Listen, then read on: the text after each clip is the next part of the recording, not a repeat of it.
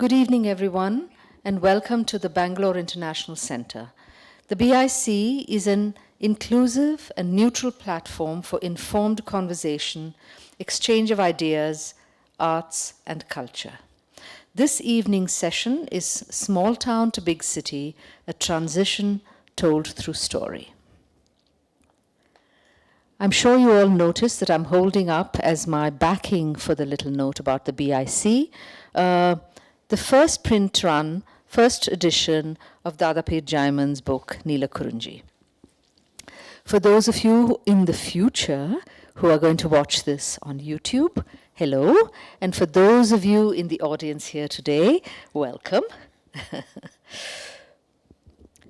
Now, Dadapeer Jyman's visibility as a writer shot to the next level when his first collection of short stories, Neela Kurunji, won the Kendra Sahitya Akademi Award for Kannada.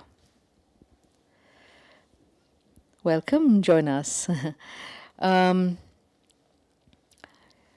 I have to say that Dadapeer is my tutor, and I have to interject and sort of interrupt my formal introduction of Dadapeer with this little anecdote. So he's won so many prizes that I think this was for the Sahitya Akademi, but in any case, I was driving early in the morning between my place and my mother's with the radio on in the car. And all of a sudden, I was paying attention to the road outside. I was thinking about a story I was writing. My mind was wandering. And all of a sudden, I hear Dadapeer's name on the radio. And whoa, I sat up and started paying attention, wondering what was going on. And his big prize was being announced. And by that time, Dadapeer was my Kannada tutor, and I have to acknowledge a sort of lineage from which it comes, because first it was Vasudendra who introduced me to Dadapeer and suggested he'd make a good tutor for reading Kannada. And I have to thank Vivek Shanbag, because he was the one who introduced me to Vasudendra in the first place. And then I can go back, many generations, but I think I'll stop right there. So thank you to all of them who introduced me to Dadapeer. And he was my tutor, and I was all excited about his prize.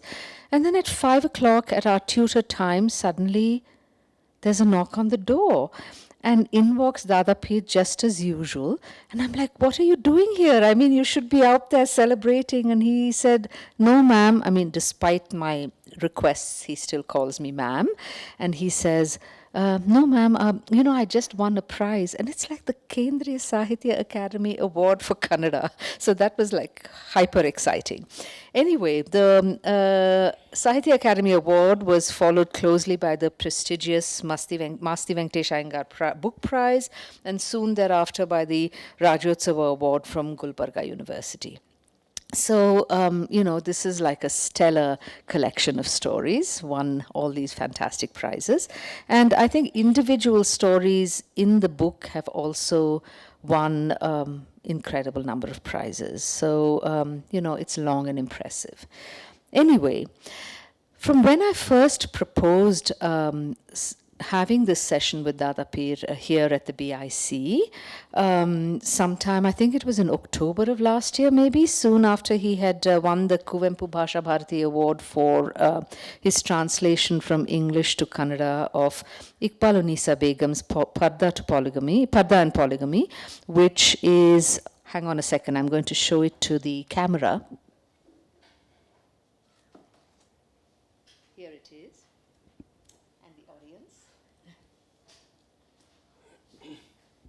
Right, so Parda and Polygamy, he had just won that prize, and that's again a highly prestigious award. To today, when he's here with us, he's appeared multiple times at the BIC for the Queer Poets Initiative, a collective, which is a fantastic initiative, and for the TFA, and so on. But none of these sessions has focused on his collection, Neela Kurunji, and this collection, which is now in its second print run. Shall we hold up both books?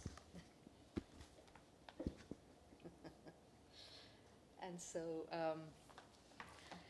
so we thought today, that we'd focus on the stories in the book. Why did you take so long to get it together, you might ask? And I have to say he was so busy winning awards, when could we get him to the BIC? Anyway, today I really wanted to focus on the book. So welcome, Dadapeer. Thank you, ma'am. I don't know, maybe just for the session at least you can call me Indira. Anyway, the stories in it are fantastic and diverse.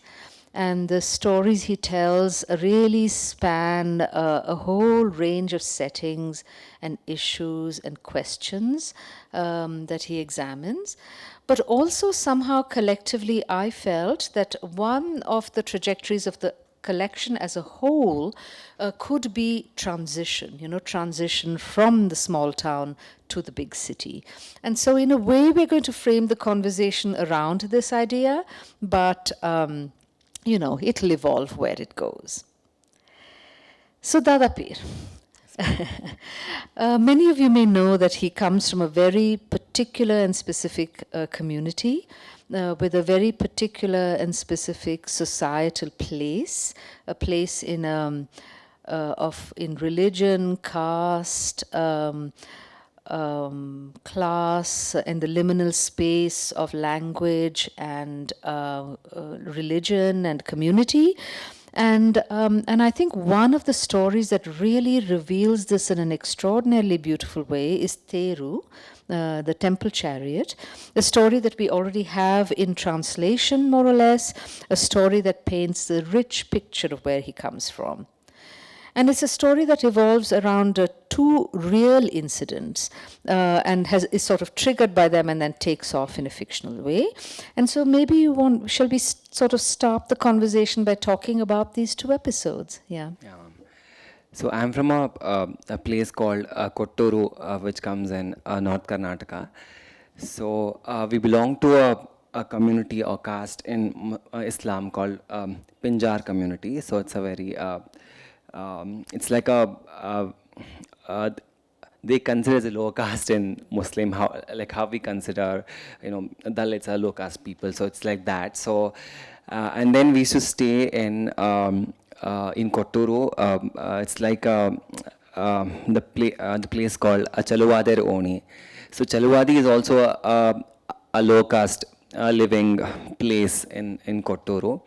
So that place used to be the outskirts of Kotturu. Like if you're entering from that side, so it's an entry point, but it's actually outskirts of the place called Kotturu. So, and we were the only Pinjar house in that whole Chaluvader Oni, in that lane. And beside that lane, there was a Harijan's lane and all that. So at that time, I didn't know all this. So, okay, for me, when I was very small, it was like, okay, it was like a mahols, okay, all that slum area, all that huts, and I was like, okay, oh, wow, it's like that. So because I didn't know, like, okay, for me, my word is all that slum area and all that, like Harijan's Keri and Chaluvaderoni, all that. So, okay, from there coming to the story. So Theru, as you said, ma'am, it's actually two real incidents, or it's a multiple incidents. So weave in one story. As I believe that story is a fiction reality. So in story we can weave it into all 3 or 4 different incidents into one thing. So in that, the chariot falling is one real incident which happened recently. And number 2, all this Dalit, the violation, the violence against Dalits, as we see on a day-to-day basis, it's so evident. So in Theru, what happens? The Halapa's daughter just poured the water on the wheels of a chariot, so will get humiliated and assaulted, and violence against her. It's about that. And also, okay, these 2 things which is seen in the seen from the Imran's, a small boy's view. Actually, I after writing, I sent the competition, and then I sent to one friend. So he suggested me that it's a good story. But you can make it as a very good, a Dalit kind of a story, Dalit story. But for me, okay, my process is like I go behind the flash. it's just like poetry. Like, okay, we go behind a flash and then we pursue it while writing it. So story is also the same thing. But when Theru came to me when I was reading MSc, studying MSc in Harvard. So the flash was like, it's not just a story of a chariot falling, or it's not just story of a Halapa's fate and all of us thing, it's not only the story of a geographical space. It's also, for me, it's also the story of a Imran. It's also the story of a Badimi. It's also the story of Nouri. So in that, all characters, build themselves. So, okay, life is a chariot. So, okay, that was a flash. Then I replied him that it's not, okay, for me, the center is not important in a story. Okay, as I say, a different school of thought. One katheli, one Kendra irbek, or sutta irbek, one idi ella characters. And okay, for me, that a different centers can exist. And in that way, but my process is like, even if it's layered, it's okay for me. So I also believe that a story is a captured moment of a life. So even after the story, if I go back and see still the Harijan Keni is there, still Chalwadi Roni is there, but a bit of modernity, it's there, the huts are being a cemented house.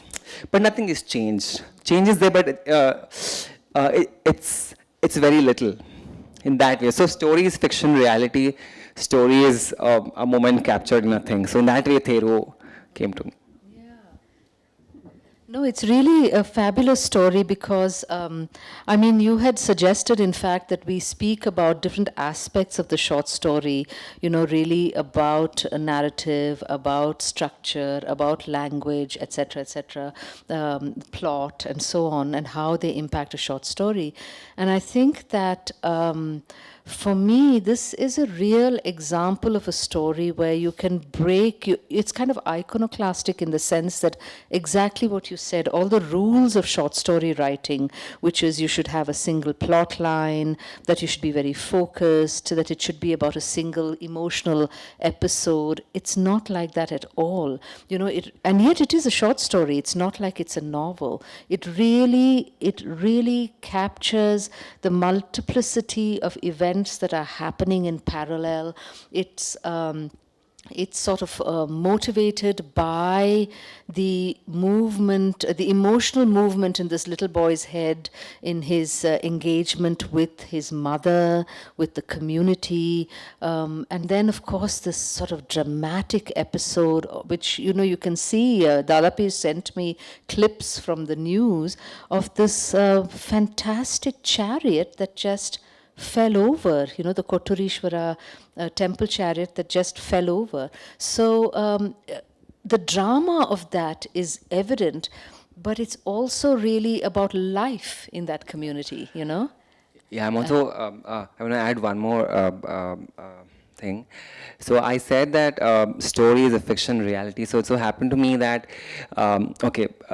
the reality becoming fiction is okay, because we all know that's how the fiction comes from. So after writing this collection, what happened, so there's one story called Koneya Mala in this collection. So in that story, what happened, I just ended saying the husband of Bhagya so dies and she awaits for his death.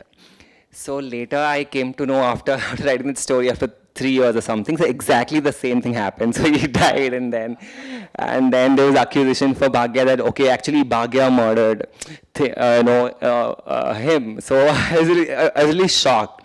Even one more thing happened with Jalagara. So writing Jalagara story, what happened? So I ended saying, okay, they broke their marriage and all thing. Though actually it was inspired by the two characters, of course, fictionized and all that. Unfortunately, the same thing happened. So I was like, it's not like I'm not making any point. So I was just I used to believe that it's a fiction reality. So sometimes we don't know. We see something and it is there, but it happens in that way. So Dadapeer, you could start a new profession, write stories, and become the predictor of reality or future. Yeah, I think the whole complexity of the community in Theru. Really, it is a wonderful story. I mean, I hope you'll all read it either in Kannada or eventually in translation in English or any other language. But I have to say, it's a fantastic story. And I was just thinking maybe you could read a little bit from it to give a sense to the audience of what the complexity of life there is, and then I'll follow it with maybe the translation in English. Yeah. It's from Theru.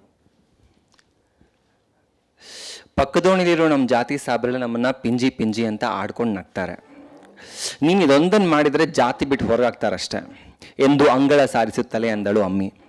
ಅದೇನು ಜಾತಿನೋ ಏನೋ, ನಾವೇ ದೋಣಿಯಾಗೆ ಎಲ್ಲ ಹಬ್ಬಕ್ಕೂ ಸಿರಿ ಅಡುಗೆ ಮಾಡಿ ತಿನ್ನೋದಂತೂ ತಪ್ಪಿಸ್ತಿರ್ಲಿಲ್ಲ ಅಮ್ಮಿ. ಎಲ್ಲ ತಿಂದಮೇಲೆ ಸುಮ್ಮನೆ ಇರಲಿ ಅಂತ ಜಾತಿ ಬಾಣ ಪ್ರಯೋಗಿಸಿದ ಅಮ್ಮಿ ಪ್ರತಿ ವರ್ಷ ನಮ್ಮೂರಿನ ಹತ್ತಿರದ ಬೆಳದೇರ ಹನುಮಪ್ಪನ ಗುಡಿಗೆ ಹಣ್ಣು ಕಾಯಿ ಮಾಡಿಸ್ಕೊಂಬರಕ ಕರ್ಕೊಂಡು ಹೋಗಿದ್ಲು. ಈ ಹನುಮಪ್ಪ ನಮ್ಮನೆ ದೇವ್ರದಾನ, ನಮ್ಮನಿ ಪೊಡಗದಾಗ ಒಡಮೂಡಿದ ದೇವ್ರಿದು ಅಂತೆಲ್ಲ ಕತ್ತಿ ಹೇಳ್ತಿದ್ಲು. ನನಗೆ ಮುಖದ ಮ್ಯಾಗೆಲ್ಲ ಅಮ್ಮ ಬಂದಾಗ ಊರಮ್ಮನ ಗುಡಿಗೆ ಹರಕಿ ಒಪ್ಪಿಸ್ ಬರ್ತಿದ್ಲು. ಅಮಾಸಿಗೊಂದ್ಸಲ ಗುಡಿಯೊಳಗ ಗೋಧಿ ಉಗ್ಗಿ ಪ್ರಸಾದ ಕೊಡ್ತಿದ್ರು. ಅದಕ್ಕೂ ಮುಳುಮುಂಜಾನಿ ಎಬ್ಬಿಸ್ಕೊಂಡು ಉಣಿಸ್ಕೊಂಡು ಆ ಜೇಜಿ ಕೈ ಮುಗಿಯಪ್ಪಿ ಅಂತ ಕೈ ಮುಗಿಸ್ತಿದ್ಲು. ಮೊಹರಂ ಹಬ್ಬದ ದೇವರು ಸಾಯೋ ಕಡೆ ದಿನಾನಂತೂ ಆ ದೇವ್ರು ಮೈ ತೊಳೆಯೋ ಮಠ ಕಡೀ ತನಕ ಕರ್ಕೊಂಡು ಹೋಗಿ ಬರ್ತಿದ್ಲು. ರಂಜಾನ್ ಹಬ್ಬಕ್ಕೆ ಕೈಲಾದಷ್ಟು ರೋಜಾ ಮಾಡ್ತಿದ್ಲು. ಅಂತ ಅಮ್ಮಿ ಒಂದೊಂದು ಸರ್ತಿ ಹಿಂಗೆ ಜಾತಿ ಗೀತಿ ಮಡಿ ಮೈಲ್ಗೆ ಅಂತ ಮಾತಾಡೋದು ನನಗಂತೂ ಅರ್ಥನೇ ಆಗ್ತಿರ್ಲಿಲ್ಲ. ನಾವು ಪಾದಗಟ್ಟಿ ಹತ್ರದಾಗಿರೋ ಚಲವಾದಿಯರ ಓಣ್ಯಾಗಿದ್ವಿ.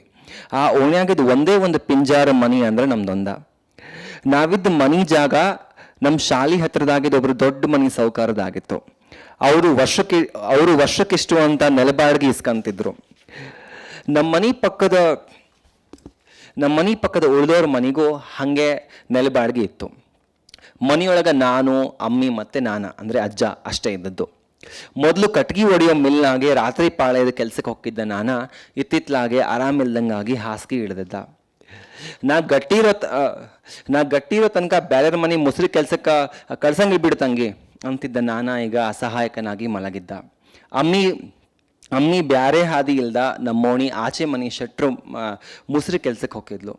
ರಾತ್ರಿ ಹೂ ಕಟ್ಟುತ್ತಾ ಇದ್ಲು. ನಾನು ಹೂವನ್ನು ಜೋಡಿ ಇಟ್ಕೊಡ್ತಿದ್ದೆ. ಮಲ್ಗಿ, ಕನಕಾಂಬರ, ದಸರಾ ದೀಪಾವಳಿ ಸಮಯದಲ್ಲಿ ಚೆಂಡು ಹೂವು, ಹೀಗೆ ರಾತ್ರಿ ನಮ್ಮ ಗುಡಿಸಲ ಮನೆಯ ಒಂದು ಭಾಗದಿಂದ ಬರುತ್ತಿದ್ದ ಹೂಗಳ ಘಮ ಸಮುದ್ರದ ಅಲೆಗಳಂತೆ ತೊಯ್ದಾಡುತ್ತಿದ್ದ ಲಾಟಿನಿನ ಬೆಳಕಿನಲ್ಲಿ ಹಿತವಾದ ನದಿಯಂತೆ ಬಂದು ಸೇರಿಕೊಂಡು ಮನೆಯಲ್ಲೊಂದು ದೈವಿಕ ಆವರಣವನ್ನು ನಿರ್ಮಿಸಿ ಬಿಡುತ್ತಿದ್ದವು. ನಮ್ಮನೆ ಎದುರಿಗೆ ಪ್ರಕಾಶಿ ಮನೆ ಇತ್ತು. ಪ್ರಕಾಶಿ ಮತ್ತೆ ನಾನು ಒಂದೇ ಶಾಲೆಗೆ ಹೋಗಿದ್ವಿ. ಪ್ರಕಾಶಿ ಅಜ್ಜಿ ನನ್ನನ್ನು ಅವ್ರ ಮನೆ ಒಳಗೆ ಸೇರಿಸ್ತಿರ್ಲಿಲ್ಲ. ಅಮ್ಮಿ ಅದಕ್ಕೆ ಅವ್ರು ಕುರುಬರು ಸೇರ್ಸಂಗಿಲ್ಲ, ಅದಂಗೆ ನೀ ಬೇಜಾರು ಮಾಡ್ಕೋಬೇಡ. ಅಮ್ಮಿ ಮನೆ ಹತ್ತಿರದ ಶೆಟ್ರು ಮನೆ ಮುಸ್ರಿ ಕೆಲ್ಸಕ್ಕೆ ಹೋಗಿದ್ರಿಂದ ಅವರು ನನ್ನ ಟಿವಿ ನೋಡಕ್ಕೆ ಬಿಟ್ಕೊಂಡಿದ್ರು. ಅಡ್ಗಿ ಮನೆ ಒಳಗಂಟ ಸೇರಿಸ್ತಿರ್ಲಿಲ್ಲ. ಅಮ್ಮಿಯು ಜಾತಿಯಿಂದ ಚಲವಾದರಾಗಿದ್ದ ಪರ್ಸ, ರೂಪಿ ಮತ್ತೆ ಓಣಿಯ ಕೊನೆ ಮನೆ ಕೊಟ್ರ ಯಾರನ್ನೂ ಮನೆಗೆ ಸೇರಿಸ್ತಿರ್ಲಿಲ್ಲ. ಆದರೂ ರಂಜಾನ್ ಹಬ್ಬಕ್ಕೆ ಶಾವಿಗೆ ಮಾತ್ರ ಎಲ್ಲಾರ ಮನೆಗೆ ಕೊಟ್ಟು ಬರ್ತಿದ್ಲು. ಹೀಗೆ ಜಾತಿತನವನ್ನು, ಸಾಮರಸ್ಯವನ್ನು ಮತ್ತು ಮನೆಯ ಬಲಬದಿಯ ಚರಂಡಿ ಸೊಳ್ಳೆಗಳ ಜೊತೆಗೆ ಅದು ಹೇಗೋ ಹೊಂದಾಣಿಕೆ ಸಾಧ್ಯವಾಗಿಸ್ಕೊಂಡಿದ್ವಿ. So I'll read the English if you like. I mean, maybe it's a good moment to do it. I just have to say one thing about the English translation, which is that in a way we've translated it for an audience which may know nothing about the cultural realities of India and the subcontinent. So it's very possible I'm over-translating, and words like prasada, which often anyone on the subcontinent would know, we also explain a little bit. And then depending on the trajectory the story takes and where it goes, we'll refine it to modify it for the appropriate audience. So just warning you that in some places it may seem over-translated. So, Ammi, when Dodama arrives, I'm also going to go and pour water on the chariot's wheels, okay? As it is, the sahibs of our community from the next lane laugh at us with taunts like pinji, pinji. If you go and do that, they'll expel you, she said as she continued swabbing the courtyard. Things like caste and stuff never have stopped anyone from our lane from making sweets for everyone's different feasts and eating them. And every year, after everything was eaten, Ammi, who's using caste now to hold me back, would take me to offer fruits and coconuts at the Bellary Hanummappa temple on the hill near our village. She would say things like, "This Hanmappa is our house god. He appeared on a podaga, on a mud pot in our house." Then there was the time I got chicken pox and my face and body were covered in spots.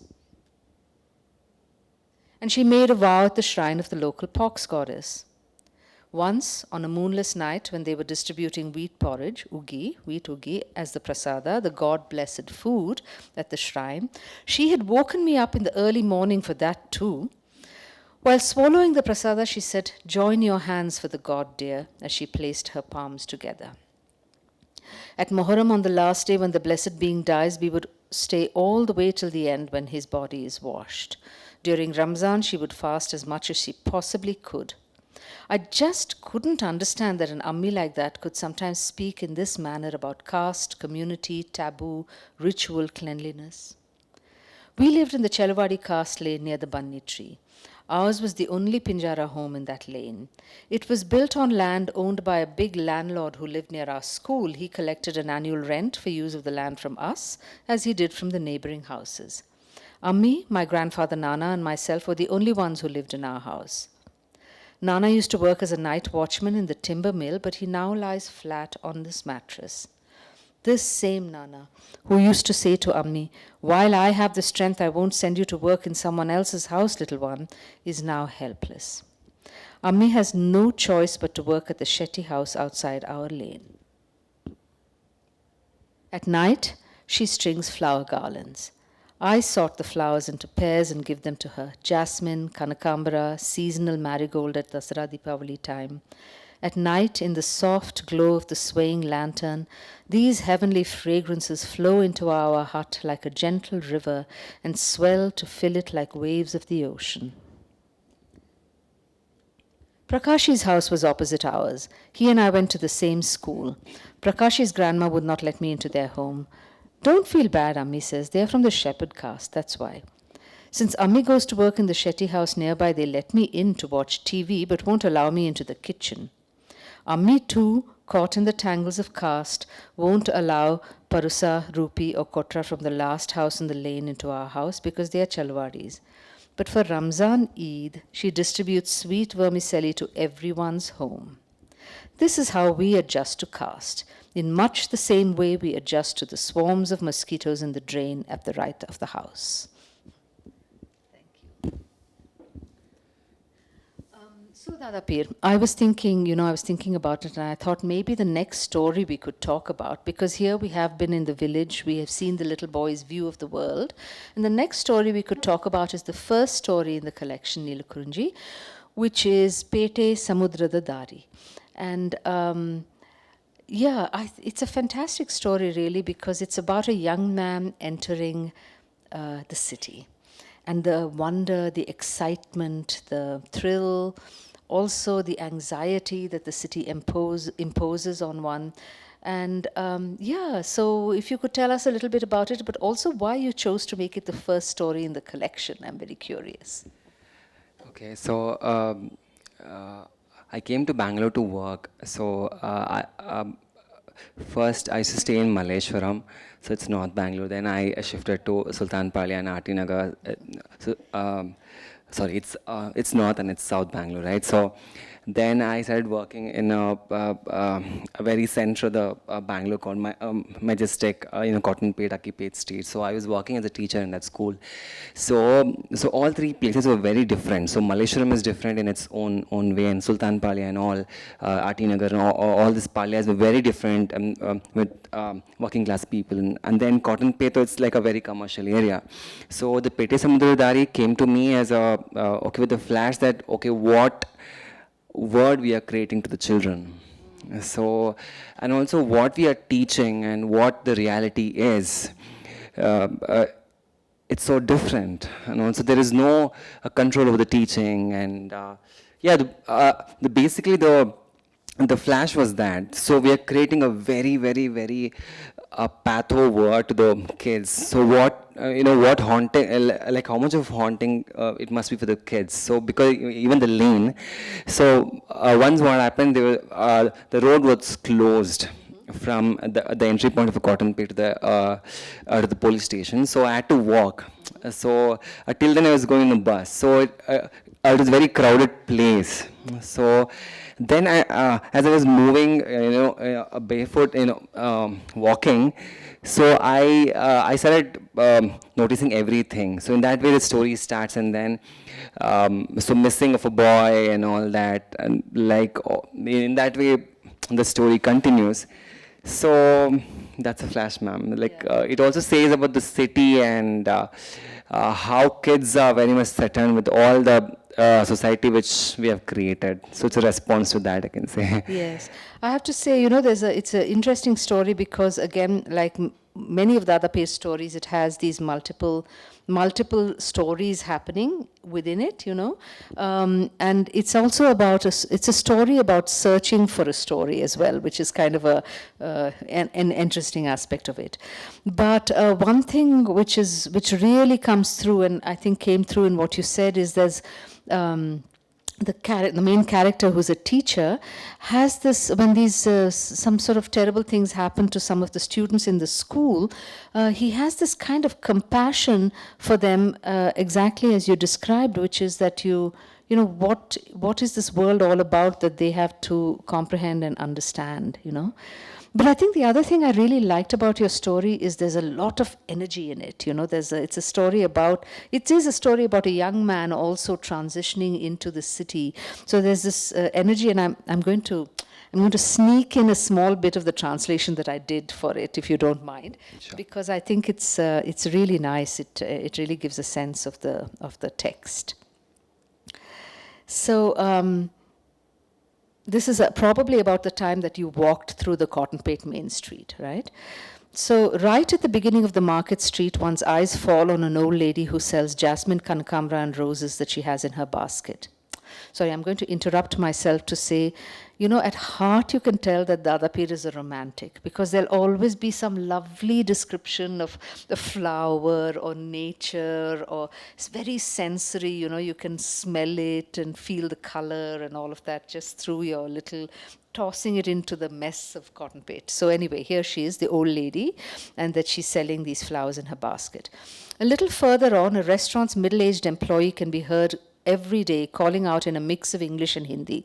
Breakfast ready, sir. Dosa, masala dosa, puri, paratha, chapati. Middlemen here and there shout, do you want a room, sir? Fresh up, bathing, single room, double room. Come, sir. I'll arrange low rates. And further ahead, hotels, lodgings, tiffin centers, tiny shops selling chai, coffee, cigarettes, an old man hawking tender coconuts, a 12-year-old boy in front of the shops for clothes, chappals, and mobile repair hollering 150 come 24/7 ATMs, banks, police thanes, the wine shops, salons, clinics selling health sprouting everywhere like mushrooms, old buildings, posters that change once a week, cows on all sides consuming the tossed garbage along with the plastic. If you lift your head and look up, wires emerging from within the amazing electrical displays, flying out, radiating in all directions like traces of the mythical vanished Gupta Gamini river. Groups of admiring friends out together for every occasion, Rajyotsava, Ganesh Chaturthi, Moharram, plaques and plastic flags marking the memorials or birthdays of heroes, the different languages of the nation spoken by people dressed in different clothes. It's just got this like bursting energy, and if I were an actor, I could probably read it like super fast even. And so, you just get a sense of what this young man who's moved to the city, because one of the points in the story also is this young man who's moved to the city and the wonder of the city. Shoom, what is he seeing? It's fantastic. So thank you. Yeah. So and also in a way, the one layer is it's also about the city. So city gives the anonymity, and many people says that so why do we migrate from small town to a big city? So one thing is so even that in search of a job, in search of a better life and all that, and also one line is there in the story which you love the most, that we also come to a city in search of love. Which we never say, out loud in society. So I also, so sometimes it's so hidden. So it's also there. It addresses that. So yeah, it's a very mixed everything kind of a story. But yeah, it's really again a wonderful story, and again I think breaks many rules of. Factually, really, in short story, there are no rules. I guess in any writing, there are no real rules, but it breaks many of what are the prescriptions that people usually say are required for short fiction, because again you have many different stories happening at the same time. You have a thread, you have the young man's whole transitional aspect of one moving to the city but also leaving behind his past, and it's wonderful. So yeah, I really liked reading it and translating it. Now, the other day you raised this point, Dadapeer, and you and I have talked about it a bit too, of when a story is written in first person or second person, and what are the implications of that for the reader, for the writer. So I thought we could revive that discussion a little bit here. And I felt, I don't know if I'm right, but I felt that in your collection, it was not always a conscious choice. It was how the story emerged, for some, in many cases. So yeah, if you could just talk about that. Yeah. So there are different ways of approaching to a story, as we all know, and also different writers have their own approach. So for few writers, they say that okay, story comes to them very organically. Okay, usually they wait for the first line or first paragraph, and then one line leads to other, and in that way the story develops. In that way, story grow on paper, on laptop, and all that. So I feel it's they're very blessed writers. So everything works organically.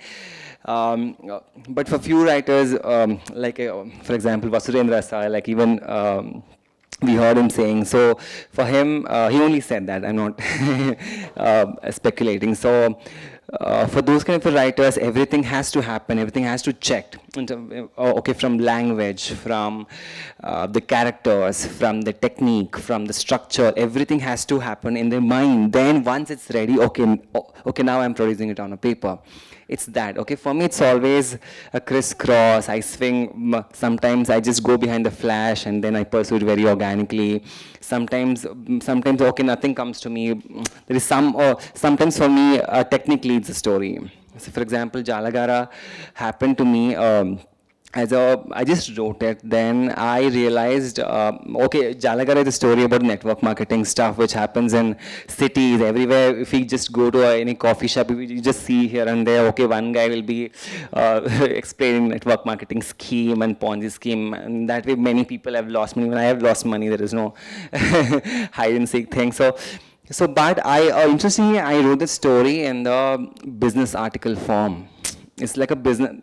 The structure is that. So actually, okay, while writing, I didn't realize. Okay, later I realized, so why have I written the story in this way? Because it is in the business article. Okay, later in book I changed. I just removed. First I wrote, okay, this is a turtle and fox and all that. So sometimes for me, technique also leads the story. Technique is the very soul of the story. So I swing between this and that. Okay, for me, sometimes this works, sometimes that works, and I swing. But yeah, again, coming to a first person, second person, for me, always writing in first person really works. Because it's less of a job. Because I don't need to say everybody, okay, what is going in your mind. Only I have to say, okay, how I can imagine, I can assume that okay, this must be going in Indira ma'am's mind, but it's very easy for me. But my friends say it is a difficult job, but it's exactly opposite of novel writing. So novel writing, usually the third person works are needed because novels are very big canvas and we have to address everything on all that. And I was so recently I was experiencing one incident wherein I wrote a story which is not exactly happened in my life, but it's happened. It's a reality about a mother going through a life wherein she gave birth to intersex child, and then how the whole family reacts to it and all that. Then I fictionized and I wrote a story, and then so it came out, it won a prize and all that. Then I was talking to a friend, he said it's not a good story. It's not a story. Of course, it's his opinion. I respect that. I take that. But then I was thinking, was okay. What makes a story? So whether see, there are two things. If the story has already happened, if it is from my personal experience, it's so easy because it's so it naturally comes. Then what I was also introspecting what must have, or what is said is completely right or not. Then I was introspecting myself, okay, what is the difference between reportage and then writing? So if it is mail-in article saying, okay, a mother suffered having intersex kids, and also it is intersex child's journey also, and how they face the world. So if it's an article, it's a different thing. Then what makes a story an article? Then I found an answer that at that time first person works.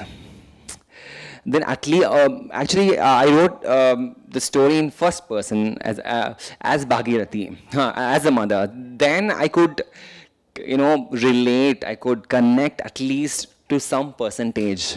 That so I can live that mother's journey as mine. I have to react. So it is not at least the distance is vanished.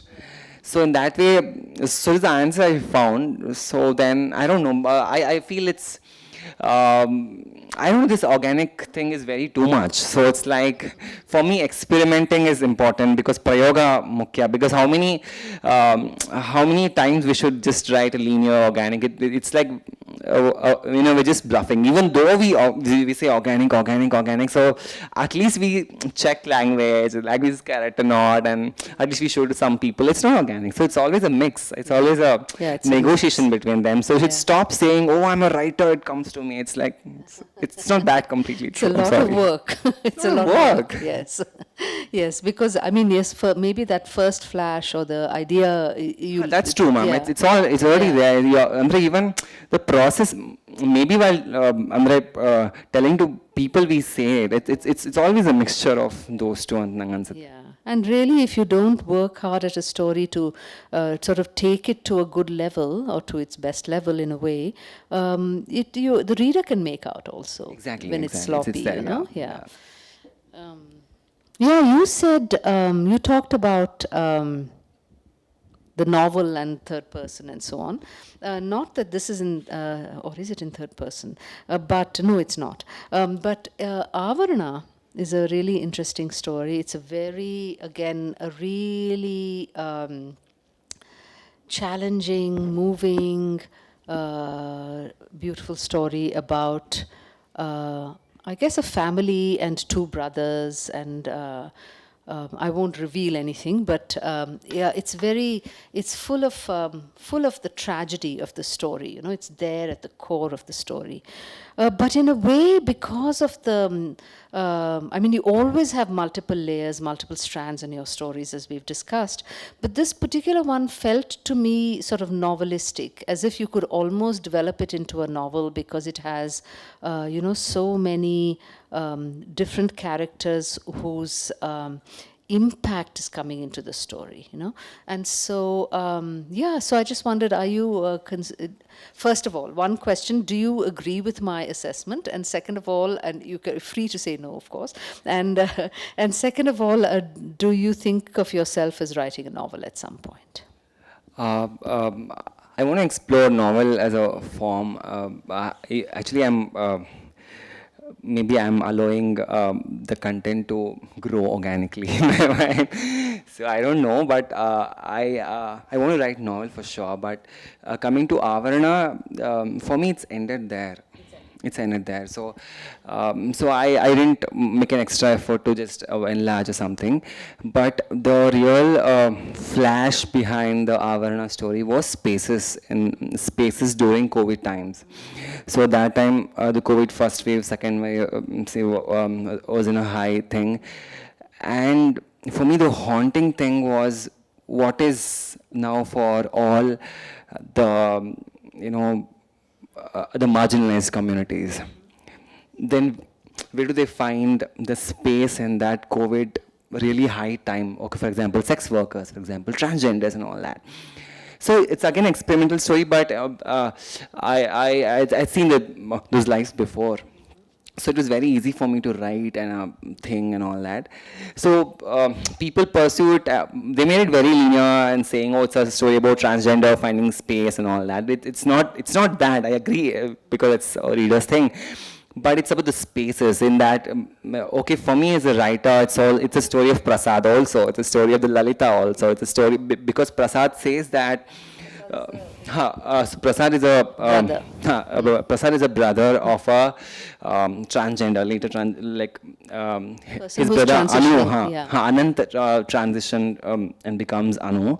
So Prasad, in the whole story, he introspects himself. What is the space? What is my house? Because the story starts with he senses that he's having a dementia, like he's having a some memory problem. Then, so he couldn't, like locate his house.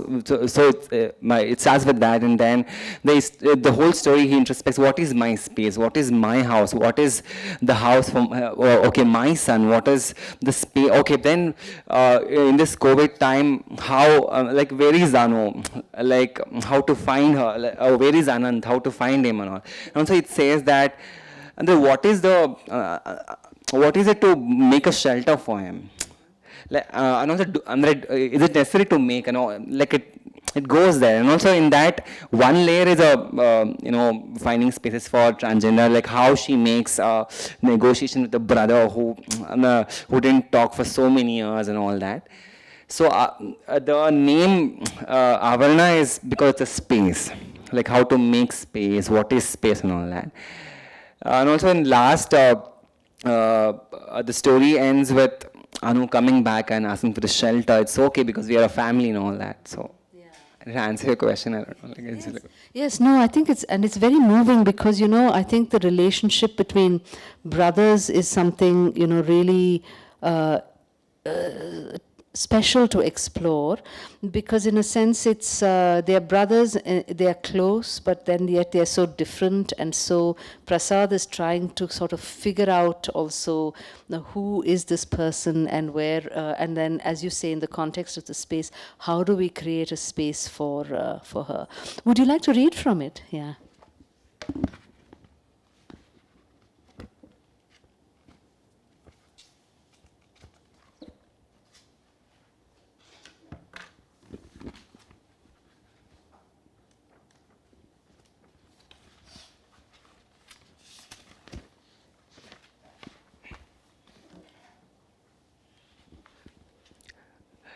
ಈಗ ಅನಂತವನ್ನು ಎಲ್ಲಿ ಹುಡುಕುವುದು? ಬೆಂಗಳೂರಿನಲ್ಲಿಯೇ ಇದ್ದಾನ? ಅವನು ಮನೆ ಬಿಟ್ಟು ಹೋದ 2 ದಿನ ಹುಲಿಗೆಯಲ್ಲಿ ನೋಡಿದ್ದರು ಎಂದು ಕೆಲವು ಜನ ಮಾತನಾಡಿಕೊಂಡಿದ್ದರು. ಅಥವಾ ನಾನು ತುಂಬ ಹಿಂದೆ ಊಹಿಸಿದಂತೆ ಬ್ಯೂಟಿ ಪಾರ್ಲರ್ನಲ್ಲಿ ಕೆಲಸಕ್ಕಿದ್ದಾನ? ಹೇಗೆ ಹುಡುಕುವುದು ಎಂದು ಕನವರಿಸುತ್ತಿರುವಾಗಲೇ ಲಲಿತೆ ತಿಂಡಿಗೆಂದು ಎಬ್ಬಿಸಿದಳು. ಡೈನಿಂಗ್ ಟೇಬಲಿನಲ್ಲಿ ಕುಳಿತಾಗ ಲಲಿತೆ ಮಂಡಕ್ಕಿ ಒಗ್ಗರಣೆ, ಉಳ್ಳಾಗಡ್ಡಿ ಬಜ್ಜಿ ಮಾಡಿದ್ದಳು. ಬಳ್ಳಾರಿಯ ಊರು ನೆನಪಾಯಿತು. ಅಮ್ಮನ ಅಡುಗೆ ರುಚಿ ಲಲಿತೆಗೆ ಈಗ ಒಗ್ಗಿತ್ತು. ಅರ್ಜುನನಂತೂ ರಜೆಗೆ ಬಂದಾಗ ಲಲಿತೆಯ ಅಡುಗೆಯನ್ನು ಹೊಗಳಿ ಹೊಟ್ಟೆ ತುಂಬ ಉಣ್ಣುತ್ತಿದ್ದ. ಅದರಲ್ಲಿ ಅವನೀಗ ಹಾಸ್ಟೆಲ್ನಲ್ಲಿದ್ದಾನೆ. ಮಗ ನೆನಪಾದ. ನಾನು ಕಾಲೇಜಲ್ಲಿ ಇರಬೇಕಾದ್ರೆ ನನಗೆ ಸ್ವಂತ ಅಂತ ಇದ್ದಿದ್ದು ಹಾಸ್ಟೆಲಿನ ಕಾಟು, ಒಂದು ಬಟ್ಟೆ ಪುಸ್ತಕ ಇಡುವ ಕಬೋರ್ಡ್ ಅಷ್ಟೇ. ಅಷ್ಟು ಚಿಕ್ಕದಾದ ಆವರಣವೇ ನಮ್ಮ ಪ್ರಪಂಚವಾಗಿತ್ತು. ಹಾಸ್ಟೆಲ್ ಎಂಬ ಪುಟ್ಟ ಜಾಗದಲ್ಲಿ ಅದೆಷ್ಟು ಜನ ಕಲಿತು ಹೋಗುತ್ತಿದ್ದರು. ಇಷ್ಟು ದೊಡ್ಡ ಮನೆ ಕಟ್ಟಿದೆ, ಕಾರು ತೆಗೆದುಕೊಂಡೆ, ಇರುವವರಾದರೂ ಯಾರು? ಅಪ್ಪ ಅಮ್ಮ ಕಾಲವಾಗಿ ಹೋಗಿದ್ದಾರೆ. ಊರಿನ ಮನೆ ಬಾಡಿಗೆಗಿದೆ. ಈಗ ಮಗ ಓದಿಗಾಗಿ ಮತ್ಯಾವುದೋ ಹಾಸ್ಟೆಲ್ನಲ್ಲಿದ್ದಾನೆ. ಅರ್ಜುನನಿಗೆ ಹಾಸ್ಟೆಲ್ನ ಮತ್ತದೇ 6 ಅಡಿ 3 ಅಡಿ ಕಾಟು, ಬಟ್ಟೆ ಇಟ್ಟುಕೊಳ್ಳುವ ಬೀರು, ಓದು, ನೌಕರಿ ಇತ್ಯಾದಿ. ಅವನು ನೌಕರಿ ಹಿಡಿದು ಅವನ ಸ್ವಂತದ್ದೊಂದು ಕನಸಿನ ಗೂಡು ಕಟ್ಟಿಕೊಳ್ಳುತ್ತಾನೆ. ಮತ್ತವನ ಮಗ ಮತ್ತೊಂದು. ಹೀಗೆ ಬದುಕು ಒಂದು ಮುಗಿಯದ ಆವರ್ತನ ಎನಿಸಿಬಿಟ್ಟಿತು. ಆದರೆ ಅನಂತು ಇದರಿಂದ ಪಾರಾಗಿ ಬಿಟ್ಟ ಎಂಬ ಸಣ್ಣ ಈರ್ಷೆ ಆಗಾಗ ಸುಳಿದು ಹೋಗಿದೆ. ಈಗ ಮನೆಯಲ್ಲಿ ನಾನು ಮತ್ತು ಲಲಿತೆ, ನಮ್ಮ ಧ್ವನಿಗಳೇ ನಮಗೆ ಪ್ರತಿಧ್ವನಿಸುತ್ತವೆ. 4 ದಿನದ ಈ ಬಾಳುವೆಗೆ ಇಷ್ಟೆಲ್ಲ ಸರ್ಕಸ್ ಬೇಕಾ ಅನಿಸುತ್ತದೆ. ಅಪ್ಪ ಅಮ್ಮ ಗೋರಿಯಲ್ಲಿ ಆರಾಮವಾಗಿ ಮಲಗಿದ್ದಾರೆ. ಅರ್ಜುನ್ ಹಾಸ್ಟೆಲ್ನ ಕಾಟಿನಲ್ಲಿ, ನಾವು ಈ ಮನೆಯಲ್ಲಿ. ಊರಿನ ಮನೆಯಲ್ಲಿ ಬೇರೆ ಯಾರೋ ಬಾಡಿಗೆಗಿದ್ದಾರೆ. ಮತ್ತೆ ಈ ಮನೆ ತನ್ನದಲ್ಲ ಎನಿಸಲು ಶುರುವಾಯಿತು. ಅನಂತವನ್ನು ಹುಡುಕಿ ಈ ಮನೆಗೆ ಕರೆತಂದರೆ ಲಲಿತೆ ಒಪ್ಪುತ್ತಾಳೆಯೇ? ಅನಂತು ಈಗ ಏನು? ಅನಂತುವಿನ ಹೆಸರೇನು? ಅನಂತವನ್ನು ಕರೆತರುವುದೆಂದರೆ ಅನಂತವನ್ನು ಕರೆತರುವುದೆಂದರೆ ಕೇವಲ ಅನಂತವನ್ನಷ್ಟೇ ಕರೆತರುವುದಲ್ಲವಲ್ಲ. ಅವನ ಸಿಟ್ಟು, ಸೆಡವು, ಸಣ್ಣತನ, ದೊಡ್ಡತನ, ಅಹಂಕಾರ, ಕರುಣೆ, ಪ್ರೀತಿ, ಪ್ರೇಮ, ಅವನ ಸಂಗಾತಿ, ಅವನೊಟ್ಟಿಗಿನ ಬಾಂಧವ್ಯಗಳು, ಹೀಗೆ ಅವನೆಲ್ಲ ತಂತುಗಳನ್ನು ಕರೆತರಬೇಕು. ಇವೆಲ್ಲಕ್ಕೂ ನಮ್ಮ ಲೋಕದಲ್ಲಿ ಪ್ರವೇಶವಿದೆಯೇ? ಈಗೇನೋ ಸರಿ, ಮುಂದೆ ಅರ್ಜುನ್ ಇದಕ್ಕೆಲ್ಲ ಒಪ್ಪಿಕೊಳ್ಳುತ್ತಾನೆಯೇ? ಈಗಿನ ಹುಡುಗರಿಗೆ ಎಲ್ಲ ಗೊತ್ತಿರುತ್ತದೆ, ನಾವೇ ಸುಮ್ಮನೆ ಪ್ರಪಂಚದ ಎಲ್ಲ ಅನುಭವಗಳು ನಮಗೆ ಮಾತ್ರ ಇವೆ ಎನ್ನುವ ತರಹ ಕುಣಿಯುತ್ತಿರುತ್ತೇವೆ. ಅಷ್ಟಕ್ಕೂ ಅನಂತದಿಗೆ ಮನೆ ಕಟ್ಟಿಕೊಡಲು ನಾವು ಯಾರು? ಅದೆಲ್ಲ ಹೋಗಲಿ, ಅವನ ಲೋಕದಲ್ಲಿ ನಮಗೆ ಪ್ರವೇಶವಿದೆಯಾ? ಊರಿನ ಮನೆಯನ್ನು ಅವನಿಗೆ ಕೊಟ್ಟು ಬಿಟ್ಟರೆ? ಇಲ್ಲ ಇಲ್ಲ, ಊರು ಅನಂತನಂತವರ ಜೊತೆ ಓಣಿಯಲ್ಲಿ ಸಹಬಾಳ್ವೆ ನಡೆಸುವಷ್ಟು ಉದಾರಿಯಾಗಿಲ್ಲ.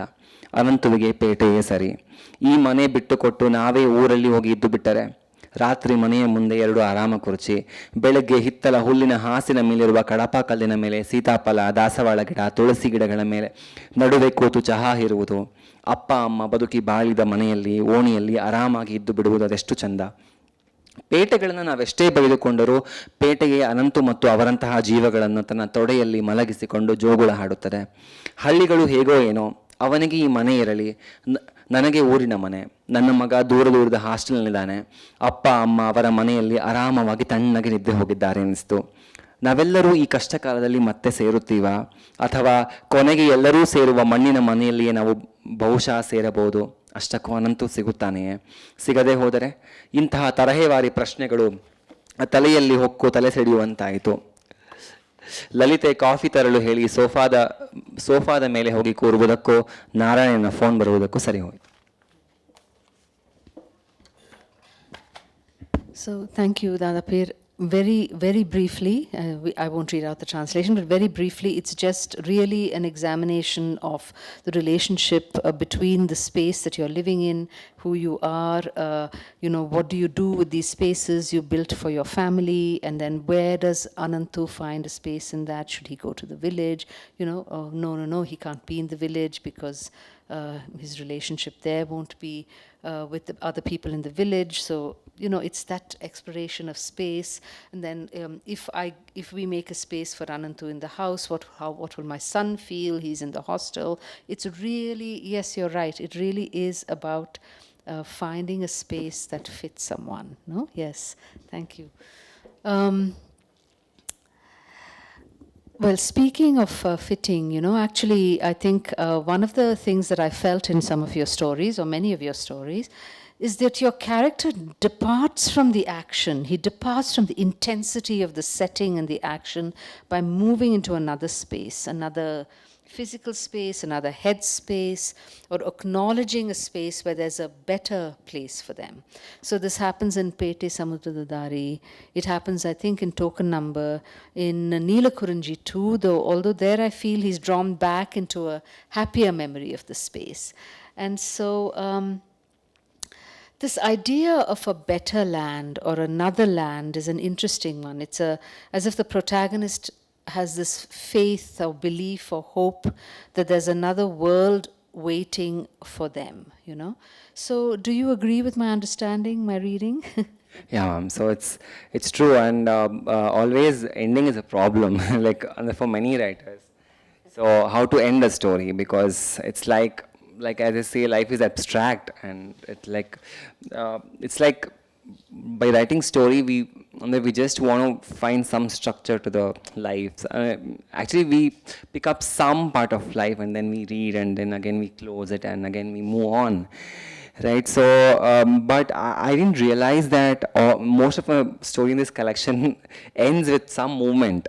Either they move in a bus, move in a car, at least they walk, and I didn't know, at that time actually we write different stories, different thing, but the endings are almost same. Then my friend after reading says, how come your stories end up with some they'll be moving, and then in that way story ends, and then again, as you said, they go to a different territory and different geographical space. Maybe it's true. So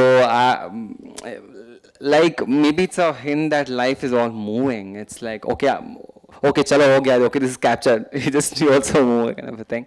I don't know, maybe a different thing might be there. But for me, one suggestion came when it comes to Theru.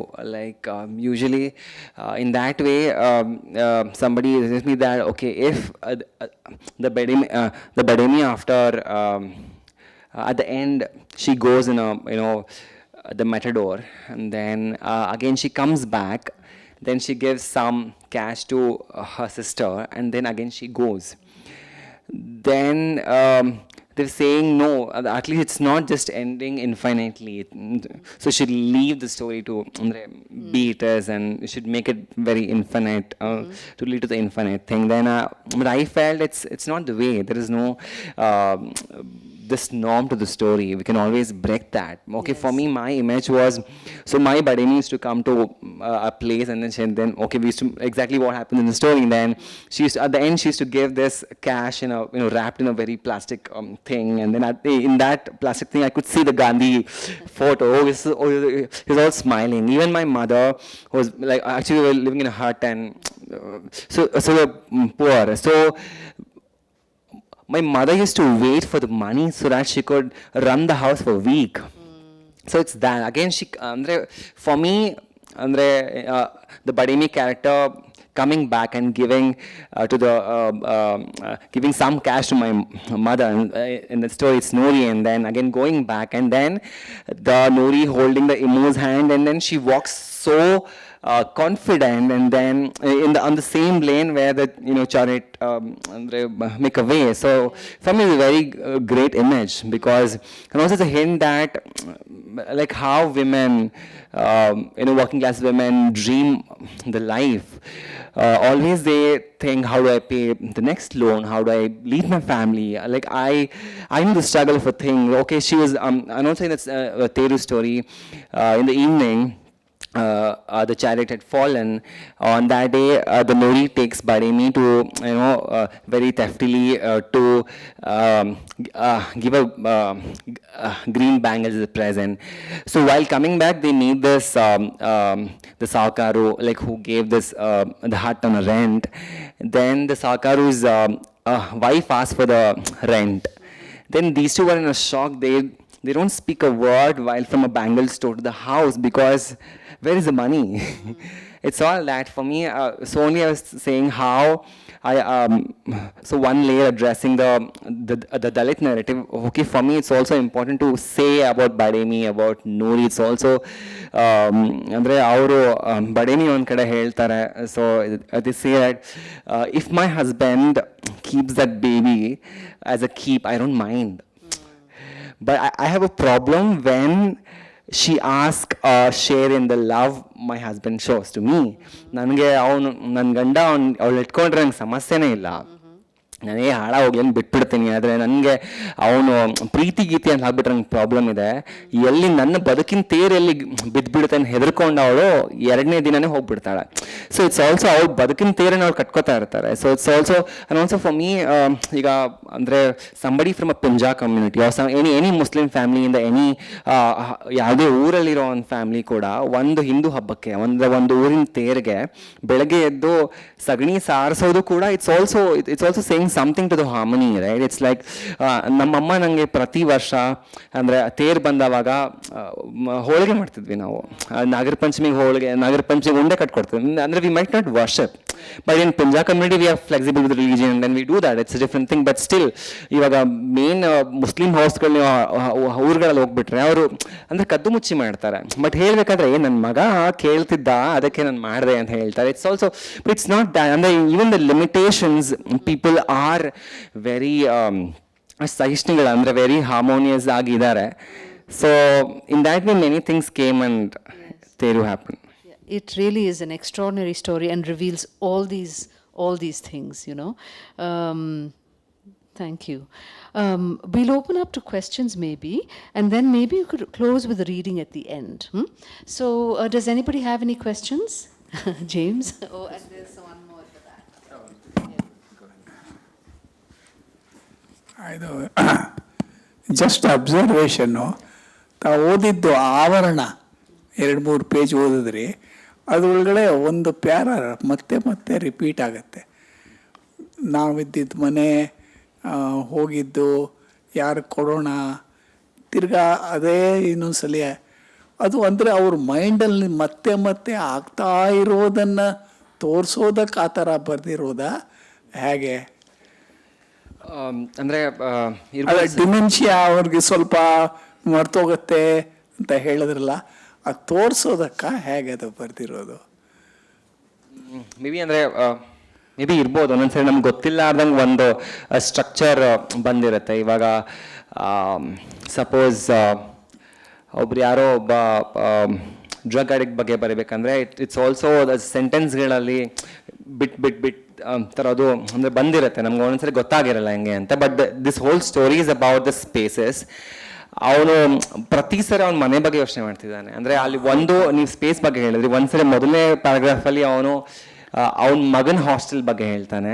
ಆಮೇಲೆ ಅವ್ನು ಚಿಕ್ಕ ಮೊದಲು ಹೆಂಗಿತ್ತು ಅಂತ ಹೇಳ್ತಾನೆ. ಮತ್ತು ಅವ್ನು ಕಟ್ಟಿದ ಮನೆ ಒಂದಿದೆ, ಮತ್ತು ಅಲ್ಲಿ ಅನಂತ ಒಂದು ಇರ್ಬೋದು ಒಂದು ಮನೆ ಇದೆ. But so many multiples time ಮನೆ ಅಂತ ಬಂದಿದ್ದಕ್ಕೋಸ್ಕರ ಓವರ್ಲ್ಯಾಪ್ ಆಗಿರ್ಬೋದು ಅನ್ಸಿರ್ಬೋದು. But it's about the houses, different houses, different space. ಹೌದು, ಥ್ಯಾಂಕ್ ಯು. ಒಂದ್ಸರಿ ಅಂದರೆ this recurring has some effect ಅಲ್ವಾ? ಹೌದು ಹೌದು ಹೌದು. ಸೊ ಅಂದ್ರೆ ಎಷ್ಟು ಸರಿ ರಿಕರ್ ಆಗುತ್ತೋ ಅಷ್ಟು ಸರಿ ನಮಗೆ ರಿಜಿಸ್ಟರ್ ಆಗುತ್ತೆ. ಪಲ್ಲವಿ ಅನುಪಲ್ಲವಿ ಇದ್ದಂಗೆ, ಹಾಡಲ್ಲಿ ಇದ್ದಂಗೆ. Very good analysis. ಬಹಳ ಚೆನ್ನಾಗಿ ಒತ್ತತ್ತದು. Thank you. Thank you.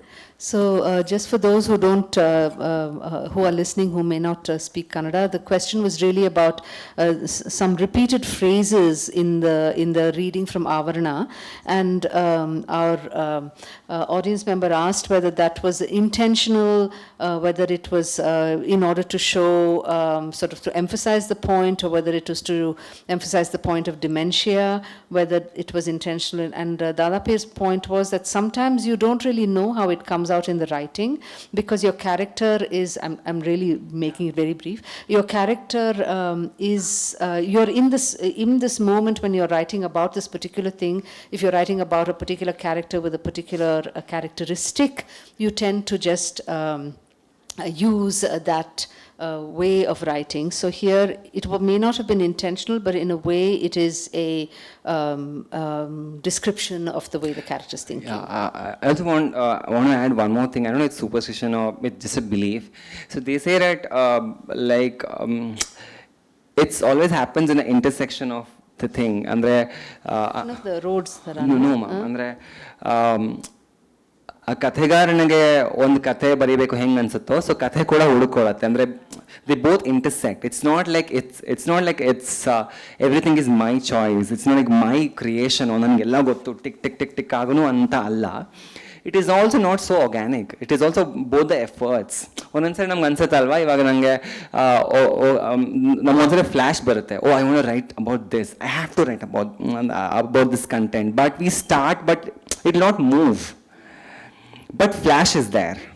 ಅಂದರೆ ಈಗ ಹಂಗೆ ನಂಗೆ ಯಾರೋ ಒಂದು ಲೈಫ್ ಬಗ್ಗೆ ತುಂಬ ಹತ್ರ ನಂಗೆ ತುಂಬ ಹೊಡಿತಾ ಇದೆ, ನನಗೆ ಕಾಡ್ತಾ ಇದೆ ಅಂದಾಗ ನಾವು we feel I have to write about this. ಅದು it's from personal experience, my others experience which is haunting. But we start it not move because something is, ಅಂದರೆ ನಮ್ಗೆ ಯಾವುದೋ ಹಿಡಿತಾ ಇದೆ. ಅದು that could be in terms of language ready ಆಗಿಲ್ಲ, ಅಥವಾ ನಾವೇ ರೆಡಿ ಆಗಿರೋಣ ಒಂದ್ಸರಿ. ನಾವು ಅಂದ್ಕೊಂಡ್ಬಿಟ್ರೆ ನಾನು ಕಥೆಗಾರ ಬರ್ದ್ಬಿಡ್ತೀನಿ ಅಂತ. ಬಟ್ ಅವ್ರು ಬರೆಯೋ ಕೂತವಾಗ ಏನೂ ಬರಲ್ಲ. Because sometimes we are not ready to write that, ಅಂದರೆ convey that story. Because story should also ಅಂದರೆ select us, or else we as a writer should elevate and live, or at least have such sensibility to respond to that life. It's not only my life, I'm just throwing it out. So as I say that every person in this world, if they put an effort, and if everything goes well, can write at least one book, because everybody has a story. And I believe that no story is a good story, no story is a bad story. If the story fails, I feel that it's a lack of storytelling skill of a writer, not the story. We always ಏನು ಕತೆ ಗುರು ಚೆನ್ನಾಗಿಲ್ಲ ಅದು ಕತೆ, ಅದು ಹಂಗಿಲ್ಲ ಅದು. ಅಂದರೆ even if it's a cinema, if it's a story, if it's a novel, it's a failure of a writer, not a story. Because everybody, because ultimately we are telling a human being story in different geographical, like any geographical space, through language, through technique, through everything. So it's that then I forgot. No, I think that was really a cool point, actually. So, and I like that idea that the stories, you seek the story seeks you, and it's at the intersection point that's happening. Yeah, ma'am. Actually, and also, as being a story writer, we should be open for things. So, okay, sometimes what happens, okay, we have some favorite writers. Okay, we worship them, and according to them, story is something else. We should listen to them, and then we should just maintain a distance. Otherwise, a new writer, including me, we have a problem of influence, and we're getting influenced by them. Sometimes I feel, I write few lines, sometimes I check, oh, is it Jayan's style? Sometimes a few lines come, oh, is it Vivek Shanbag's style, or is it Ravi Belagere? So it's also a lot of tick, and we have to move that, and then I have to find my own voice, and also it's that. So basically we have to open to what the character is saying. We should also make very much aware, at least I make that effort to not prejudice about any character. For me, what character says is very much important. See, I might have my political leanings, I might be very much clear about my stands and everything. I can be excellently, I can be extreme in my non-fictional writing. That's a different thing, because my non-fictional space. But for me, okay, when it comes to fictional, I have to examine every character. You know, so Tejasvi once ಹೇಳಿದಂತ ಒಂದು quote ಮಾಡ್ತಾರೆ. So story is nothing but addressing why some person do what he does in that time and space. ವ್ಯಕ್ತಿ ಅವನಿಗೆ ಒದಗಿ ಬಂದ ಸಂದರ್ಭದಲ್ಲಿ ಯಾಕೆ ಆ ಥರ ಬಿಹೇವ್ ಮಾಡ್ತಾನೆ, ಅವ್ನು ಬಿಹೇವ್ ಮಾಡಿದ ಹಿಂದಿನ ಒಂದು ಸೋಷಿಯೋ ಪೊಲಿಟಿಕಲ್ ಎಕನಾಮಿಕಲ್ ಕಂಡೀಷನ್ಸ್ ಏನು, ಅದು ಅಡ್ರೆಸ್ ಮಾಡ್ಬೇಕು ನಾವು. ಇಲ್ಲ ಅಂದರೆ, and we have to listen to all characters, because everybody has a reason. Yes, sorry, ನಂದು ಒಂದು ಪ್ರಶ್ನೆ ಮೇಡಮ್, ಕ್ಷಮಿಸಿ. ಈ ಕಾರ್ಯಕ್ರಮ ಶುರು ಆದಮೇಲೆ ನಾನು ಬಂದಿದ್ದು ಮಧ್ಯದಲ್ಲೇ. ಅದು ನಂದು ಒಂದು ಏನು ಕುತೂಹಲ ಅಂದರೆ, ಇದು ನೀವೇನು ಶೀರ್ಷಿಕೆ ಹೆಸರು ಕೊಟ್ಟಿದ್ದೀರಿ ಪುಸ್ತಕಕ್ಕೆ, ನೀಲ ಕುರುಂಜಿ ಅಂತ ಕೊಟ್ಟಿದ್ದೀರಿ. ನಾನು ಈ ಹಿಂದೆ ಕನ್ನಡದಲ್ಲಿ ಇದನ್ನು ಕೇಳಲಿರಲಿಲ್ಲ. ತಮಿಳ್ನಾಡು ಹೋದಾಗ ಹೋಟೆಲ್ ಕುರುಂಜಿ ಮಲಾರ್ ಅಂತಿತ್ತು. ಅದ್ರ ಬಗ್ಗೆ ನಾನು ಸುಮಾರು ಸಾರಿ ಕೇಳಿದೆ, ಕುರುಂಜಿ ಮಲಾರ್ ಅಂದ್ರೇನು, ಕುರುಂಜಿ ಮಲಾರ್ ಅಂದರೆ ಏನು ಅಂತ. ಕನ್ನಡದಲ್ಲಿ ಇದುವರೆಗೂ ನಾನು ಅದನ್ನು ಪತ್ತೆ ಹೋಗಲೇ ಇಲ್ಲ. ಈಗ ನೀವು ಇಟ್ಟಿದ್ದೀರಿ, ಕಥೆ ಎಲ್ಲ ಕನ್ನಡದಲ್ಲೇ ಪುಸ್ತಕ ಬರೆದಿದ್ದೀರಿ. ನೀಲ ಕುರಿಂಜಿ ಅಂತ ತಮಿಳ್ ಓಲು ಅಂತ ಒಂದು ಟೈಟ್ಲ್ ಕೊಟ್ಟಿದ್ದೀರಿ. ಅದನ್ನೇ ಕನ್ನಡದಲ್ಲಿ ಏನಾದರೂ ಅದಕ್ಕೆ ಒಂದು ಹೆಸರು ಕೊಡ್ಬೋದಿತ್ತಲ್ವ? ಅದು ಹೇಳ್ತೀನಿ ಸರ್ ನಾನು. ಅಂದರೆ you want the translation? Yes. So, yeah, just very quickly, Sir said that Neela Kurunji is really a Tamil word for a Tamil flower, because the phenomenon that comes up. So, in brief, he asked, why did you not use a Kannada equivalent of the word for the story and the title?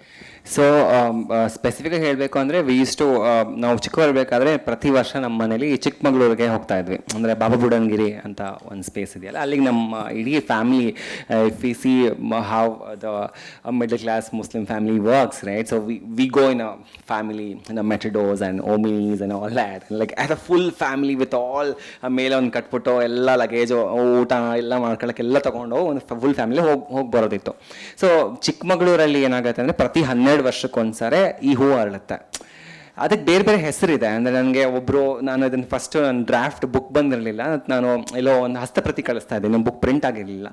ಆ print xerox ಅಂಗಡಿಯವ್ರು ಹೇಳಿದ್ರು, ಯಾಕ್ರಿ ನೀಲೋ ಕುಂದಿಟ್ಟಿದ್ದೀರ, ನಮ್ಮ ಕಡೆ ಬ್ರಹ್ಮಕಮಲ ಇಲ್ವಾ ಅಂತ ಹೇಳಿದ್ರು. So it's like it's there. ತುಂಬ ಹೆಸರುಗಳಿದೆ. ಈಗ ಇದನ್ನ ಸೈಂಟಿಫಿಕ್ ನೇಮ್ ಕೂಡ ನಾನು ಇಡ್ಬೋದಿತ್ತು.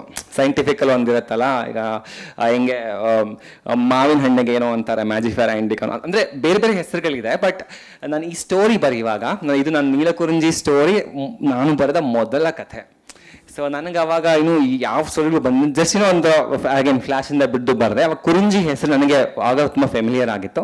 ಬಹುಶಃ ಈಗ ನಾನು ಸೈಂಟಿಫಿಕ್ ನೇಮ್ ಗೊತ್ತೇ ಇದ್ರೆ, ಆ ಬ್ಯಾಕ್ಗ್ರೌಂಡಿಂದ ಬಂದಿದ್ರೆ ಅದು ಇಡ್ಬೋದು. ಬಟ್ ಹೆಸರು ನನಗೆ ಇಮ್ಮೆಟೀರಿಯಲ್ ಆಗಿ ಕಾಣಿಸುತ್ತೆ. But of course being a Kannada writer ನಂಗೆ ಅದು ಇಷ್ಟನೇ. ಬಟ್ ನಿಮ್ಮ ಪ್ರಶ್ನೆಗೆ ಸ್ಪೆಷಲ್ ಗೊತ್ತಾ, ನಂಗೆ ಅವಾಗ ನೀಲ ಕುರುಂಜಿ ಅಂತಲೇ ಇತ್ತು. ಬಟ್ ನೀಲ ಕುರುಂಜಿ ಕಥೆ ಬಗ್ಗೆ ಹೇಳಿ, ನಾವು ನೀಲ ಕುರುಂಜಿ ಹೂವು 12 ವರ್ಷಕ್ಕೊಂದ್ಸರಿ ಅರಳುತ್ತೆ. ಅಲ್ಲಿ ಚಿಕ್ಕಮಗಳೂರಲ್ಲಿ ಆಗಿರೋ ಒಂದು ಸೆಟ್ಟಿಂಗಲ್ಲಿ ಆಗಿರೋವಂಥ ಕಥೆ ಇದು.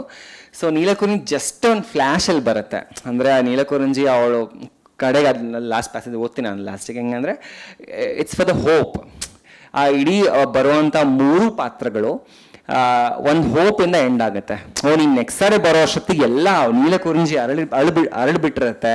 ಇಡೀ ಈ ಪಹಾಡ ಒಂದು ದೊಡ್ಡ ಒಂದು ಘಮಘಮಿಸ್ತಾ ಇರುತ್ತೆ. ಥಿಂಗ್ಸ್ ವಿಲ್ ಬಿ ಫೈನ್, ನೀನು ಬಾ ನೀನು ಅಂದರೆ ಹಿ ಸೇಸ್ ಅಂದರೆ ಅಲ್ಲೊಂದು ಕ್ಯಾರೆಕ್ಟರ್ ಇದೆ ಅಂದರೆ ಕಲಂದರ್ ಅಂತ, ತುಂಬ ಕನ್ಫ್ಯೂಷನ್ ಇದೆ. Of course like 18, 19, 20 lot of things rushes and all confusion. ನಮ್ಗೆ ಅಜ್ಜಿ ಹೇಳ್ತಾಳೆ, ನೀನು ಸ್ವಲ್ಪ ಕಾಯಬೇಕು, you should not take a decisions, it's very important to wait, things be fine, ಅದಾಗ ಸರಿ ಆಗುತ್ತೆ ಅಂತ. ಅಂದರೆ ಅಫ್ಕೋರ್ಸ್ ಲಾಟ್ ಮೋರ್ ಥಿಂಗ್ಸ್ ಅದ in story, but it's like one layer.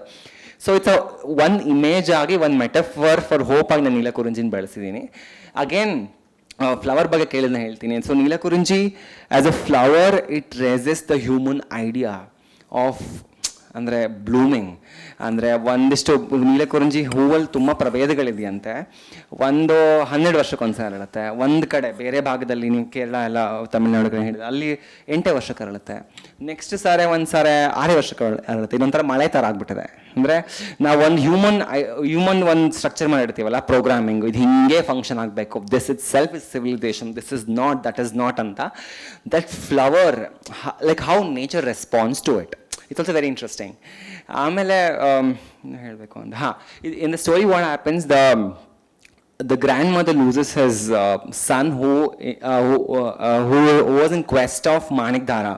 ಮಾಣಿಕ್ದಾರ ಒಂದು ಫಾಲ್ಸ್ ಇದೆ. ಅದರಲ್ಲಿರೋ ಒಂದು ಕಥೆ ಏನಂದರೆ, ಮಾಣಿಕ್ದಾರ ರೂಟ್ ಎಲ್ಲಿದೆ ಅಂತ ಹೋದೋರೆಲ್ಲರೂ ವಾಪಸ್ ಬಂದಿಲ್ಲ ಅಂತ. ಇವಾಗ ಬಂದಿರ್ಬೋದು, ನಂಗೆ ಗೊತ್ತಿಲ್ಲ. Just a story, again fiction, reality fiction ಅಂತ.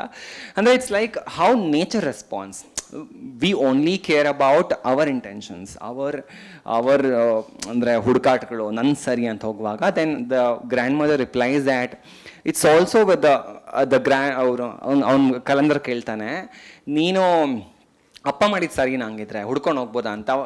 Then she replies, it always boils down to the intention. ಅವನ ತಲೆಯಲ್ಲಿ ಏನಿತ್ತು ಅನ್ನೋದ್ರ ಮೇಲೆ ನಿರ್ಧಾರ ಆಗುತ್ತೆ. ಅಂದರೆ nature also waits to open up or not. ಅಂದರೆ it is not only about human beings. In that way it goes. So I don't know I answered your question or not. Sorry. Yeah, I just want to. So first of all, I would like to thank you for getting your stories translated. It really helps for people like us. I'm not from like Karnataka. So I recently read, actually, because of the translation, I'm recently introduced to Kannada literature. Tejo Tungabhadra Vasudendras. Loved it. So I have a couple of questions. First of all, if you could just tell us a little bit about the process, how the writing process basically. See, for example, I recently attended another book release by another fellow Kannada writer, Satish Chappadike. So in his this session, he said that, he knew the ending beforehand itself. Clearly, that's not the case with you. Some time back you said that. So just a little bit about the process, and connected to the same point, you started this session saying that, of course, stories are nothing but reality in the form of fiction, right? So are all these stories that you have sort of, accumulated, they are a part of your experience, like whether direct or indirect, like heard from, and then you have weaved them together to come up with one story? For example, different experiences from different situations, those flashes that you're talking about. Or there is a part of imagination also, like you have imagined some characters and they would have evolved. That part a little bit, if you could just elaborate on that. Yeah. And just one more question maybe. Okay. That is, you said that in one of your stories, you have you have given the first voiceover, or rather in first person you have how do I say, like you have been the voice of a mother, right, of intersex children, right? So how was the process? How did you internalize wherein you are as a mother you are sort of narrating the story? If you could just give us that side. So lot of questions, a full session. Okay, so first I'll start with the last question. So I think for the story writer, it's like sometimes it's a job of an actor. We should not differentiate anyone. Otherwise, we are we're prejudiced. There is no difference between a reportage and paper. I'm not demeaning the article thing. ಅದು ಹೇಳ್ತಿಲ್ಲ ನಾನು. ಅಂದರೆ so even we should give an importance to a thief character also. We should check that. As I was already told that we should examine all characters. And we should just be open about what it comes out. Then we are moved to, according to me, we are moved from a flash phase to another phase. Then ending also, sometimes we don't know. Sometimes if we plan, now once a plan sometimes we have planned already, say suppose I already have an ending, but while writing it might change. So my process, like, be open about it while writing. Sometimes sometimes we are not clear in my mind while thinking about one character, but while writing I have to address it. Okay, why she have done? It's like for example, serial villain irtare anta ankona, saas bahu serial villain. So why she does what she does? There must be reason, right? She might be doing for her kids. There is a reason. So then we can give a justice to a story. Otherwise, if you just tell a one linear story, there is no need for that. And you're asking for the process. Do you write, or you want to write something? Okay, so then I have a very easy equation, because ma'am is also from math background. I'm also from math background. See, I always try to find the patterns. Then I break that. It's different thing. So for me, it's a forming equation. What is worked? It goes. Even if I don't want to do it, don't do it. But it comes because we are from math background. So there is one easy way of approaching which worked which worked for me. Is first, we should always start from our experience. We should write from our experiences. Write from first person. It's very easy. For me, it worked. Just try. And because writing from others' experience, it demands a lot of things. Even recent story, Vasu sir did not like it, because he said, "Oh, ನೀನು ತುಂಬ ಜಾಣಾಗಿ ಬಿಟ್ಟಿದ್ಯಪ್ಪ." Like I was becoming very clear. Maybe I felt like I have to put a lot more effort to tell other stories, because a real incident happened in a Muslim family. I just fictionized to a Hindu elite in a political setting, but there must be a lot of gap, right? So in that way, for me, it's very difficult. It's a difficult part to just internalize it and bring it on paper. If you just want to write, so write from your experience. It could be anything. As I said, no story is a bad story. So, and then writing first person. And there is no, please, I just say, I was telling, just don't go behind your favorite writers, what they say. It is their process. What I said is my process. So just find out your process. For some people, the story comes while writing.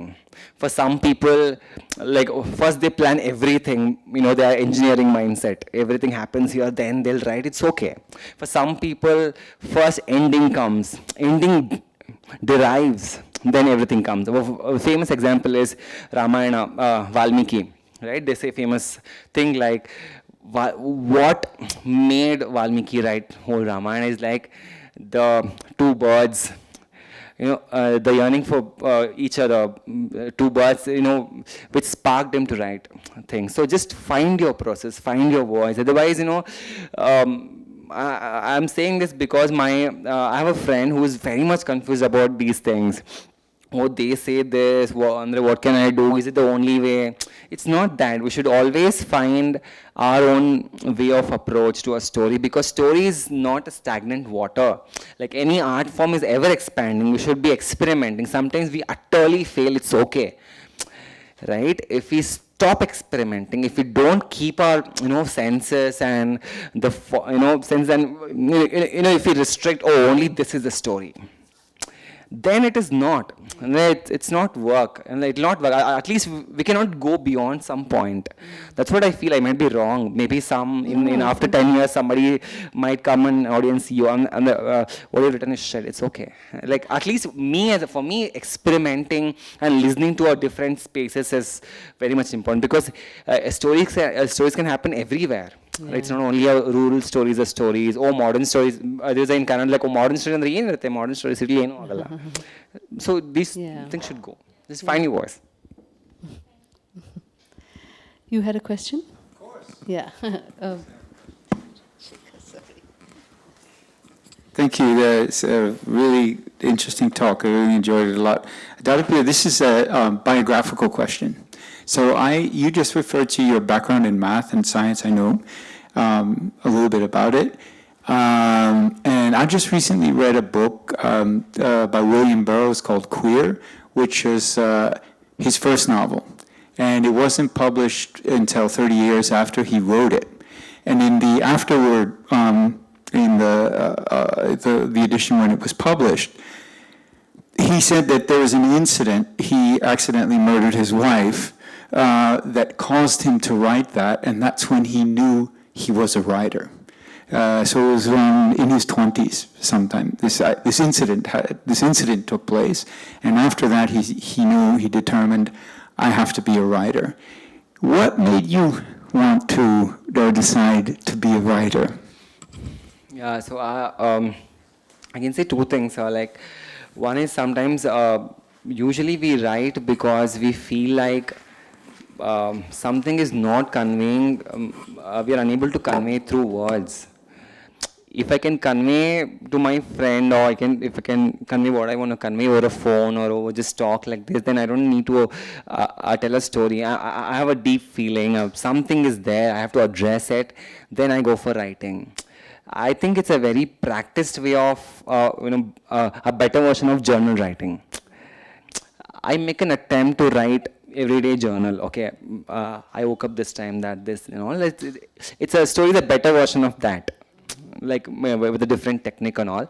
And when it comes to, I heard these kind of a thing, even HSV says that, HS Venkatesh Murthy, a poet, even he says that, ಅವರ wife ತೀರ್ಕೊಂಡ್ಮೇಲೆ ತುಂಬ ಆಘಾತ ಆಗಿ ಅವ್ರ writing ತುಂಬ deep ಆಯಿತು ಅಂತ. So there is always some kind of a pain which motivates, not motivations, I'm sorry, I'm putting it in a very wrong way, but because we don't know, sometimes it's very unclear.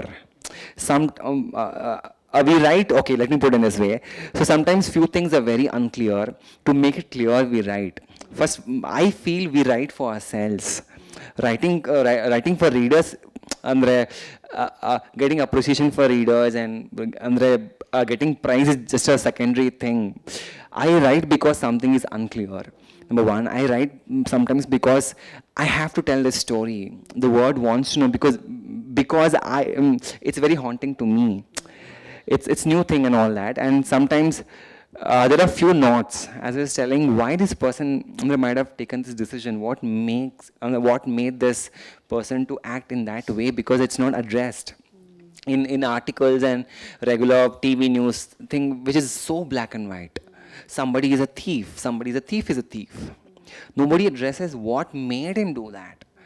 It's not like, again, write as a savior. I'm not saying that, write as a savior, I want to write about this, but sometimes it's a knot. She was asking one question, so there is a knot in my mind which is not, I'm unable to undo it. So at that time I go for writing. Sometimes we human beings are so crooked that we lie even in front of God if we are theists. So at that time, writing is my very intimate space where I can write the truth, which I have not revealed to anyone so far in my family, but it is there in the paper. But again, I fictionize it. So that's where I feel like it's a creative truth. Because if somebody says it's like a Dharmaraya saying Kanjara, something like, oh, I've told the truth but not the truth. So in that way, it's a space to tell. Okay, there is also saying, I don't know who told in what manner. They say that writer writes the hardest truth of their life on paper. But again, it's a fiction. They are safe that it's a fiction. Sometimes if they don't reveal, it's revealed but not revealed. at least we are honest to some people, at least the paper and all that. So it's also the point I'm making. It should be an intimate journey for a writer. Then only it makes an impact for other things, and that's it. Well, I can't think of a place to go from here now that we have said what drives your writing, and the idea of the intimate journey of a writer. I think that's a perfect way to end this conversation. Thank you, Dadapeer, for being so open. Oh, hang on. Oh dear. Yes. Oh, the new, yes, of course, thank you. Sorry about that. Yes, sorry. To those who are watching in the future, I find that a very exciting idea. We have, James just requested Dadapeer to talk a little bit about his new book that has just been released. Yeah. Yeah, so it's a book, Jaunpuri Khayal, the autobiography of Rumi Harish. Rumi Harish identifies as a trans man, a man who transitioned from female to male. And also he is a poet, a playwright, so known as, when he was Sumati, he was a very famous Hindustani classical singer. So when he was she at that time, Sumati decided to get transitioned to as a female, as a male. So it is a very courageous step. Now he is struggling to get back to his voice, the modulations of his voice, and then he transitioned at his when he was 48. So all these complications, and now he started to write poems, and then he's painting. So his whole life is about the art. And also he served, interestingly, he was in activism field for 22 years. So he solved more than 1,000 crisis cases. He and Sunil Mohan, his partner, like his friend. So for me, it is very interesting how a person involved in activism, art, and the whole life is in questioning the society and how they handle the cases. So it's also a story which is not, actually when I approached him, he said, no, I don't have I'm from a very upper caste, and I had a lot of privileges of reading, the three generations of reading and writing. So then this story, I forced him and convinced him, saying it is also, this book is structured in a way that every chapter is the people who came in his life. And his mother is a famous sculptor who just passed away in COVID times, Kanakamurthy. He's Kanakamurthy's son. So in all the chapters, Rumi is just a character, but in that way, like he develops being what he is now. So it's an interesting book, I feel. So I'm just promoting it because I have narrated it. It's not my own stories. I can promote it. It's So as please do told read to it. you as in a sense, right? Yeah. No, I think it's fantastic. Thank you. Thank you for asking that question. And really, again, it returns to the point about the intimate story of a writer. So, yes. Thank you very much for all of you in the audience. Thank you for those watching. Thank you to BIC for facilitating all of this. Thank you, very ma'am. much. Thank you, BIC.